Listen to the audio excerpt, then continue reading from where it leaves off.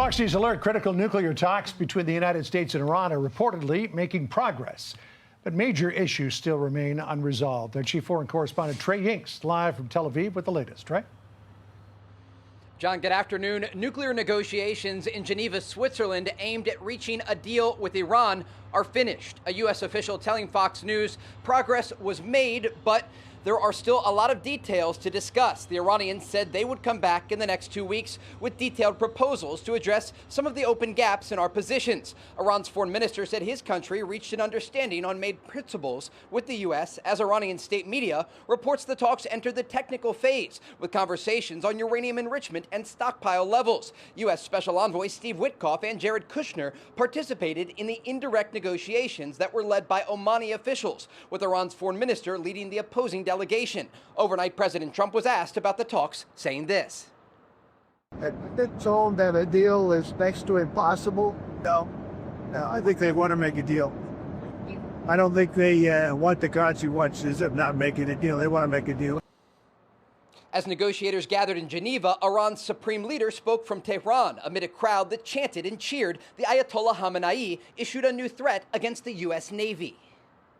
They keep saying we have sent warships toward Iran.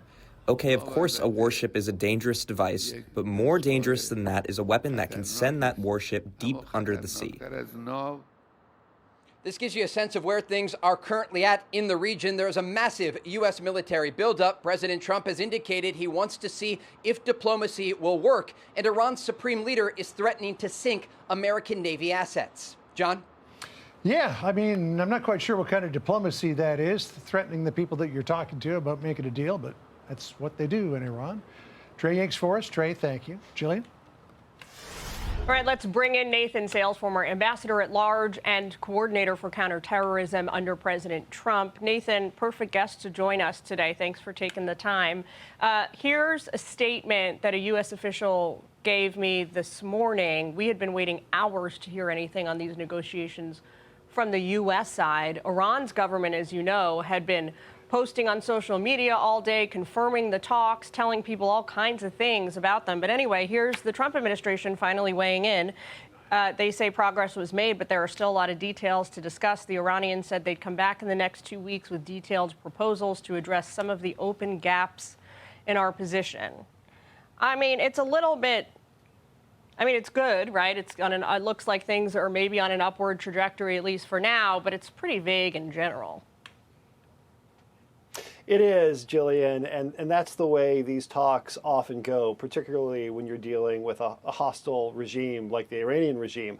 I think, look, let's take a step back and look at the big picture here. I think what President Trump is doing here, he's using the same playbook with Iran that he used last June, right before we launched Operation Midnight Hammer and destroyed their nuclear weapons program, leaving the door to diplomacy open and hoping for a diplomatic solution that obviates the need for military force, but signaling unmistakably that we are prepared to use military force if we're not going to get a deal that meets America's national interests. So let's see what happens. The Iranians are talking nice and they're putting out statements about how diplomacy is working, but that's not what counts. What counts here is, will the Iranian regime make the hard choices, the hard concessions that are needed to meet America's national security interests on things like nuclear weapons, support for terrorist proxies, and ballistic missiles?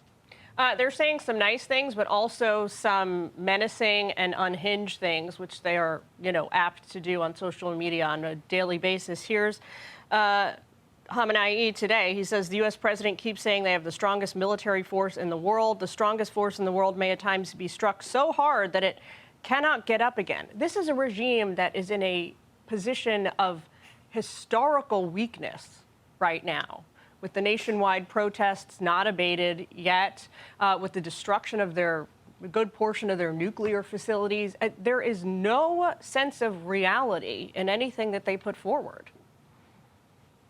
That's exactly right, Jillian. I think the Iranian regime was exposed last summer as the paper tiger that it is. It had no ability to see us coming, let alone to stop us.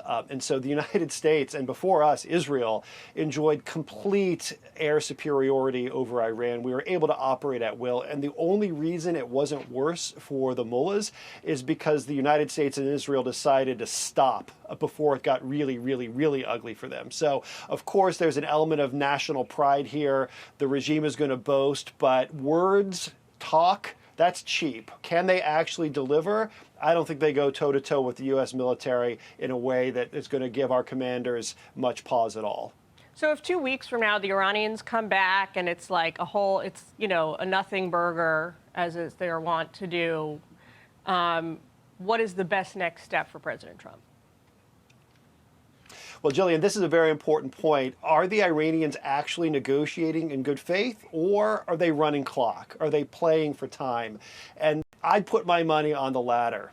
They're trying to get 2 more weeks so that they can run the clock and hope that the administration here in Washington moves on to some other issue. But I don't think that's going to happen. I think the president's going to expect to see results, real progress in the talks, because simply convening around a table in Oman or Geneva is not going to answer the mail. What we need to see is no domestic uranium enrichment by the Iranians, an end to their support for terror proxies around the world, which threaten Americans too, and limits on ballistic missiles. Unless they're prepared to make concessions there, I don't see the talks producing good outcomes here.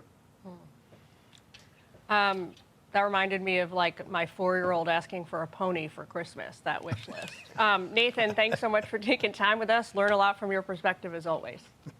Hey, it's Will Cain. Click here to subscribe to the Fox News channel on YouTube. It's the best way to get our latest interviews and highlights. And click to subscribe to the Will Cain podcast for full episodes right now.